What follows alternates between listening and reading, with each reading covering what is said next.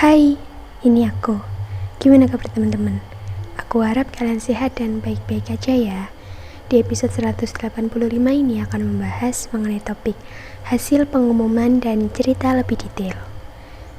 Saat mengetik ini, aku belum tahu nantinya akan menerima kabar baik atau sebaliknya.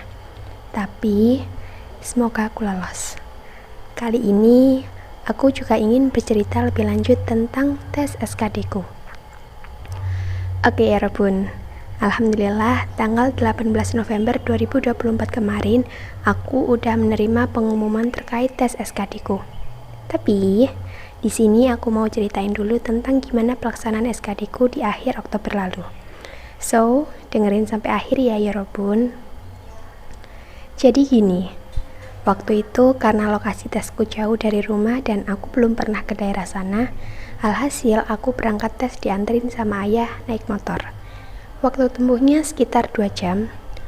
Aku sama ayah berangkat dari rumah jam 6 terus sampai di lokasi itu sekitar jam 8. Alhamdulillah gak nyasar. Alhamdulillah kali itu aku bisa baca maps. Mungkin karena rutenya gak banyak belokan, jadinya gak pusing kali ya pas ngeliat mapsnya, jadi bisa meminimalisir nyasar. Nah, kan aku tuh dapat jadwal tes di sesi 3. Seingatku, sesi 3 itu mulai registrasi jam 11.30 dan tesnya dimulai jam 13.00 sampai 14.40. Karena masih banyak waktu, aku sama ayah milih nunggu di masjid dulu.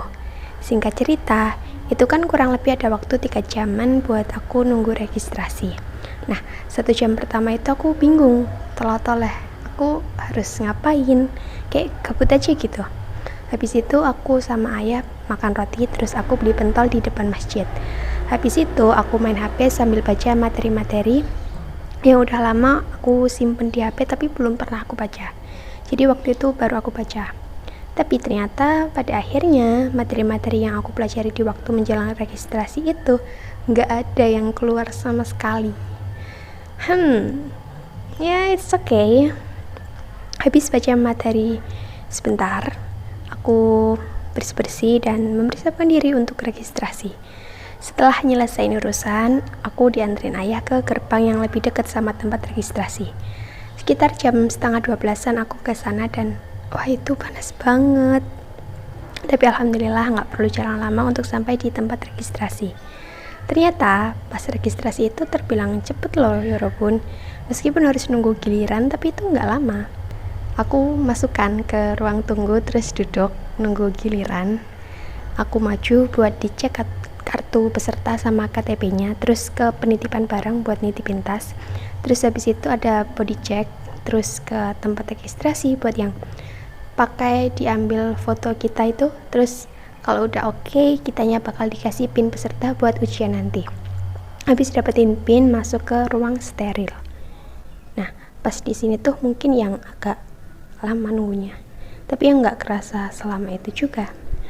Mungkin karena waktu itu aku sambil ngobrol sama peserta lain juga, jadi waktu gak kerasa lama.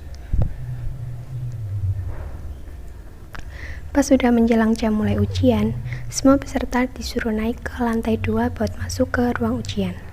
Singkat cerita, udah waktunya ujian. Deg-deg, aku takut ya Rabbun waktu itu. Tapi bismillah, semoga lancar. Singkat cerita lagi ya Robun, di tengah-tengah pengerjaan tes itu aku udah ngeblank. Rasanya tuh udah kayak gak bisa mikir. Apalagi setelah aku sadar kalau aku terlalu buang-buang waktu buat mikirin soal yang susah. Alhasil, waktu udah kebuang banyak tapi kenyataannya soal yang aku jawab baru sedikit. Itu bikin aku panik. Aku takut gak bisa nyelesain 110 soal dalam waktu 100 menit. Aku bingung. Waktu itu, rasanya aku udah gak bisa kepikiran apa-apa selain diriku sendiri sama Allah. Dalam hati aku cuma bisa bilang, ya Allah, tolong hamba. Tolong ya Allah. Aku cuma bisa minta tolong ke Allah. Karena aku ngerasa kalau aku ngandelin diriku sendiri, semuanya gak bakal bisa, gak bakal lancar gitu aja. Aku butuh Allah, aku butuh pertolongan dari Allah. Di waktu itu gak ada orang lain yang akan bisa bantu aku. Semua peserta udah pasti jelas fokus ke soal masing-masing kan. Semuanya senyap, diam, fokus ke pikirannya masing-masing. Yang bisa menolongku, ya cuma Allah. Sampai pada akhirnya, aku kurang satu soal. Aku cuma sempat ngejawab 109 dari 110 soal. Aku kehabisan waktu bahkan untuk sekedar ngarang dan asal klik jawaban. Tiba-tiba waktu habis, soal ketutup dan nilaiku keluar. Jujur, aku langsung lemes. Bener-bener kayak, ya speechless gitu. Diam, bengong, ngeliatin nilaiku. Aku bersyukur nilaiku lolos passing grade dan bisa dibilang cukup bagus. Tapi aku ngerasa gagal karena gak bisa bagi waktu dengan baik. Aku ngerasa seharusnya aku bisa melakukan yang lebih baik dari itu. Tapi aku berusaha ngontrol diriku biar gak sedih dan nyesel berkepanjangan. Aku harus percaya bahwa mungkin ya itu yang terbaik dari Allah buat aku. Bagaimanapun juga aku harus bersyukur dan berterima kasih ke Allah. Setelah keluar dari ruang ujian dan ngambil tas di tempat penitipan barang, aku kembali ke masjid karena ayahku nunggu di sana. Pas ketemu ayah, aku nangis ya Robun. Aku nangis pas bilang kalau aku kehabisan waktu dan dapat nilai segitu. Alhamdulillah, seperti biasa.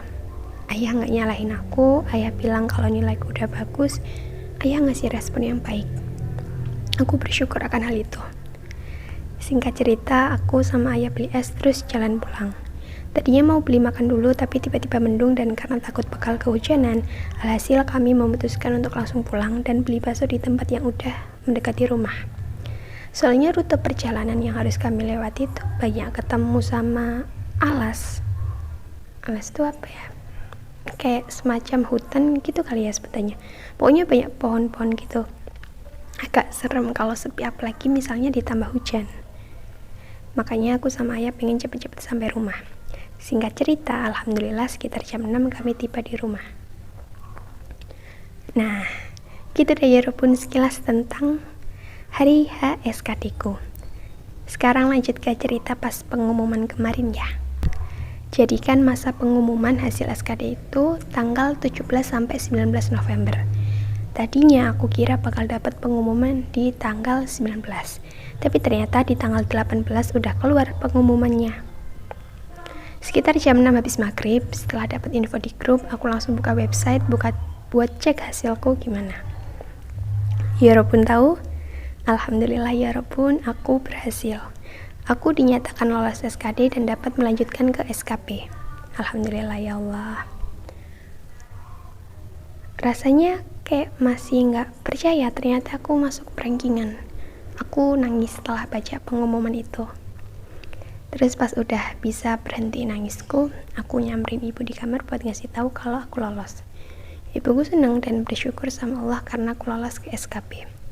Terus aku sama ibu WA ayah buat ngasih tahu kabar baik ini. Alhamdulillah, ayah juga ikut seneng dan ngucapin selamat ke aku.